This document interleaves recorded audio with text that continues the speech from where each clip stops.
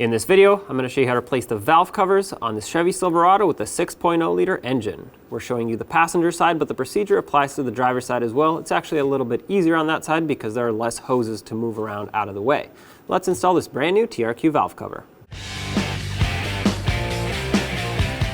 First off, let's remove the engine cover to create some more space. Set it aside. Now let's remove these hoses. Push them aside, and this one you can push over the oil filler neck. Remove this bracket. It's got a 10mm mounting nut on the bottom of it right here. You should be able to get to it. Once you unthread it, make sure you don't drop it down there. Remove the bracket. This is a 10mm stud that we're going to have to unthread. This holds the ignition coil brackets.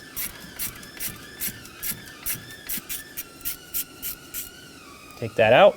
Let's unplug this connector here. There's a locking tab going through it. Pull that out and pull up on this part here. That's what's going to unlock the connector. Now you can pull that away. Let's take this harness off. It's got some studs that these clips clip onto. Just lift it up and out of the way. You don't have to unplug the injectors. This is the injector harness. You can just basically pull it aside like this. Tuck it away so that we can work here. It's clipped into this retainer, so I'm going to take a pocket screwdriver, open this retainer up so I can move the harness even more out of my way. Over here in the back, this retainer broke, but the stud that's underneath it is actually the same as that front one that we just removed, and it holds on this entire bracket for the ignition coils. So take a deep 10mm socket, remove it. This stud right here is also the same thing. Let's remove this one as well.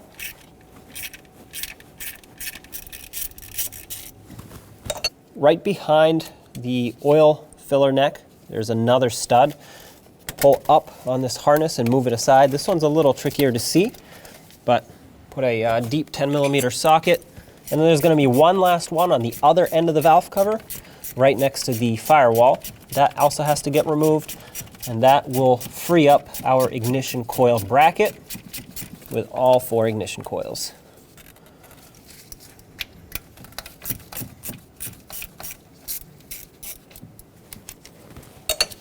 One last stud all the way back here.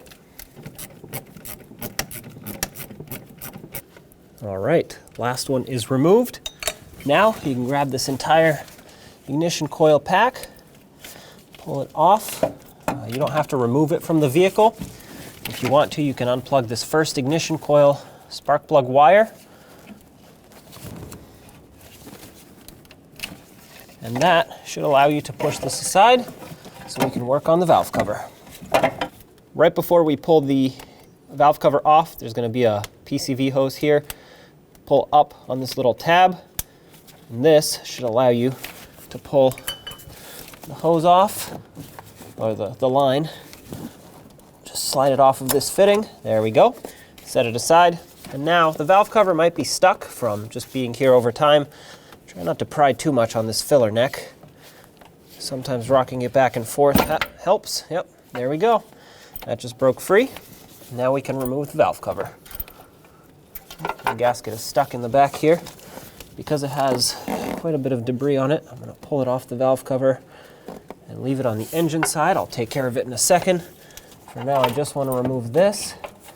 Try not to tilt it towards the open part of the engine so that debris doesn't fall in it. And there it is. I'm going to reach down here and remove the rest of the valve cover gasket that is stuck on the engine. Try to be as gentle as possible with this gasket. If yours has as much debris as mine does, I'm pulling it away from the engine so that any debris that's falling will actually go right here where the intake is. It's better than it going inside the engine. And up and around. All right. And there's the gasket. Now off of the old valve cover, we have to remove the oil filler neck. And to do that, you're going to want to flip it over. And there's supposed to be a little tab in there that you can pry on. Unfortunately, mine is broken.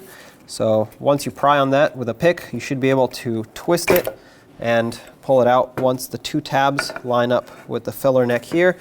I'm going to inspect this O-ring, and of course I'm going to clean it up. It looks to be in good shape other than the debris that's built up around it. Next, we have to pull off our bolts, and they have rubber grommets on them. To get these off, all you have to do is hold the bolt and just pull it straight up. Do this to all four. We'll inspect everything, replace if necessary, and then install them in the new valve cover. There we go. Here's the old valve cover that we can now recycle. Take these bolts that clamp down the valve cover and just clean them up, inspect them. Like I said, if the bolt needs to be replaced, replace it. If the grommet needs to be replaced, well, replace it. It's as easy as just basically prying it off and pushing the new one on. At this point, mine look great, so I'm going to reinstall this. I'm just wiping off any old oil and debris. I'm going to do the same to this oil filler neck here. Wipe the O-ring off. If you need a new O-ring, replace it. The way you know is if your old valve cover had a leak right here where it bolts on or where it clamps on. Obviously that would mean the O-ring is leaking.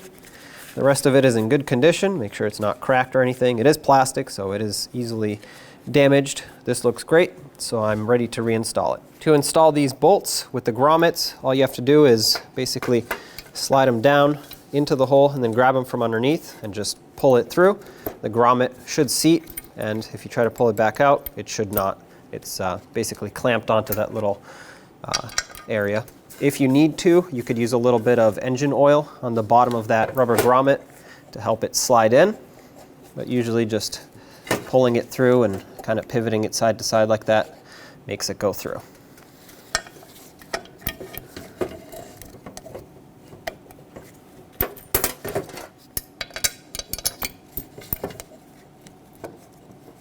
Okay, those are all in. Let's install the oil filler neck. There are two grooves here that have to line up with the tabs. One is wider, one is narrower, so line it up, but also you can remember which direction the valve cover was positioned. This was towards the top of the engine, so on the intake side. So if you spun it one way, just line it up, spin it the other way. If you still had your locking tab in there, it should click into place, and then you should not be able to spin it off like this. It'll move a little bit, but not too much. Now flip the valve cover over and let's install a brand new valve cover gasket. You'll notice that one side has these little tabs and it is a little bit narrower. The other side is basically just flat and uniform. The tabs, the side with the tabs goes on the valve cover, the flat side goes on the engine side. And this is molded, so you'll see three little humps at the top of the valve cover here. Line those up, and the rest of it should basically fall into place. If it doesn't line up, it's probably because you have it backwards. So try to change it up and make it fit basically. And then once you press it on here, it should want to stay. So if you take the valve cover, lift it up, it should not fall down as long as it's pressed in all over nice and even. If you do this, it should want to stay. Now take a razor blade and clean off the engine side. You want to make sure you scrape any debris away from the engine the best you can. Just go around the entire area and get this nice and clean. This is already looking pretty good as it is, but I just want to get rid of all this debris that has built up. If you have corrosion here, take care of that with a sanding block, but this shouldn't be too bad. Now take a clean rag and just wipe off any residual debris and oil that is left here to make sure it's nice and clean. If you have a lot of oil built up, then spray brake parts cleaner on your rag, not directly on here, and just degrease it all. At this point, I am confident that this surface is ready, so let's grab the new valve cover.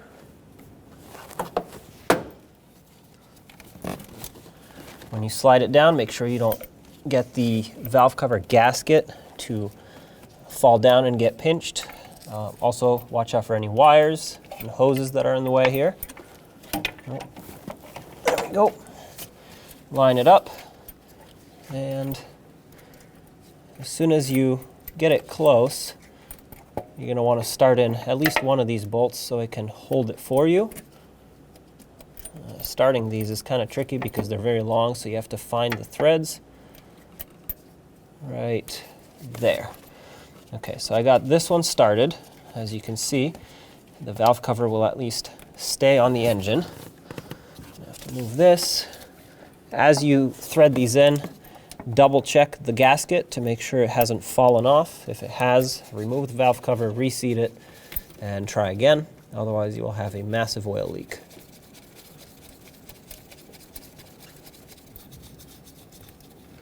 And last one at the back here. Once you start most of them, this last one should basically fall into place. Let's snug them up, and then we'll torque them. Double check that gasket one last time. Perfect.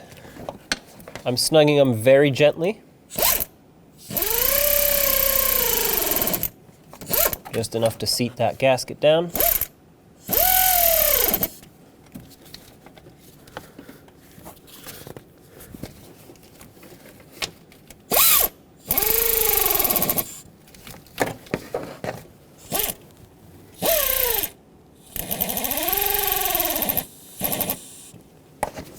There we go. Now let's torque them. The torque for all 4 of these mounting bolts is 106 inch-pounds. That converts to 8.8 foot-pounds. I'm going to start in the middle and work my way towards the outer ones. That way the gasket can get seated properly.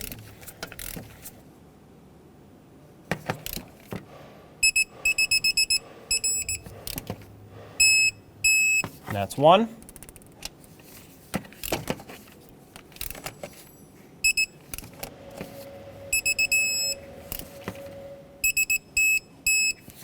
Second one, just going to go over to this one.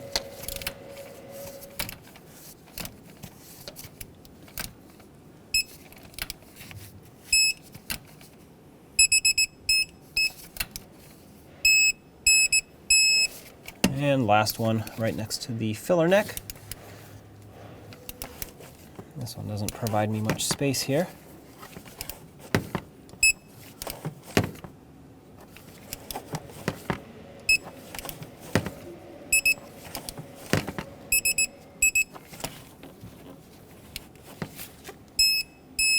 All right, that's all 4. If you want to double check them, go ahead.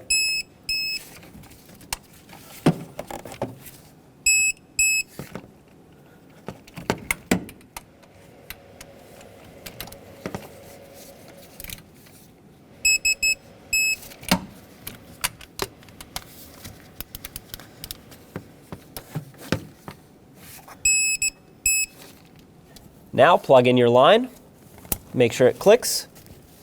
Now grab your ignition coil pack and line it up.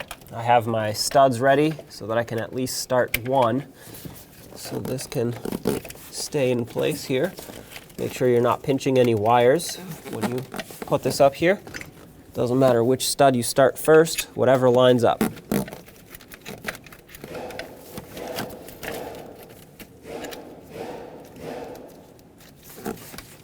I got one started. I'll start a second one so that it's sitting a little bit better here.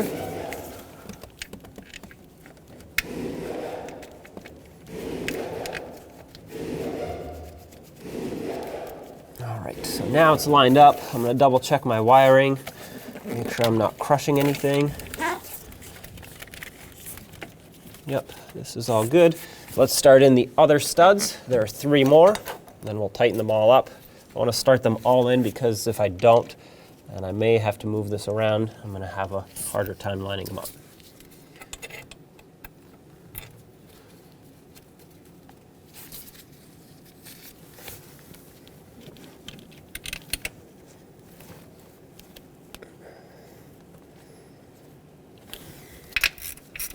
Let's just tighten these all up.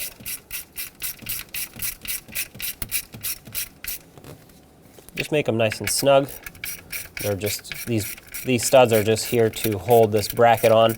They're not holding the valve cover or anything like that. So about 1/8 of a turn after they bottom out should be plenty for this little bracket here.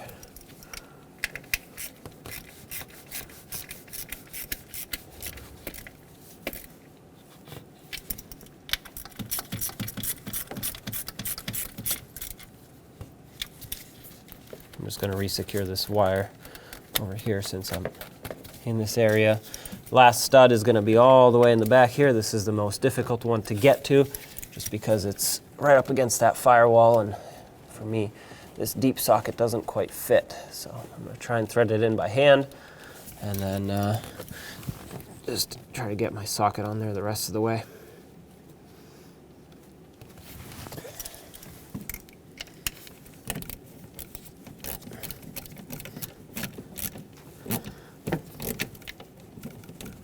All right, I made that one snug. I'm going to connect the main electrical connector here for the ignition coils. Make sure that clicks. We had a bracket that went right over here, covered this ignition coil, and this was just for the 2 heater hoses. It had a 10mm mounting nut that went on it. Start that on. And you're going to want to hold it in position as you tighten it so it doesn't keep moving around. Snug this up, give it about 1/8 to 1/4 of a turn after it bottoms out. And let's get the 2 hoses over, click them in.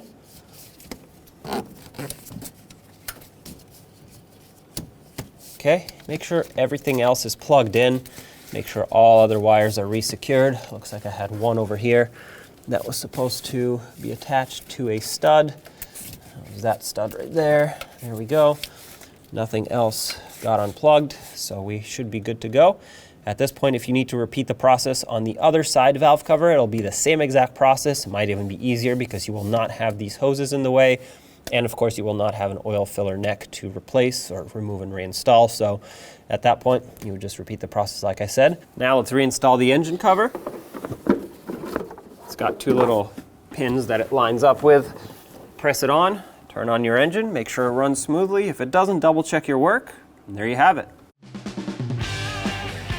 When only the best will do, demand TRQ. The only company that lets you view before you do.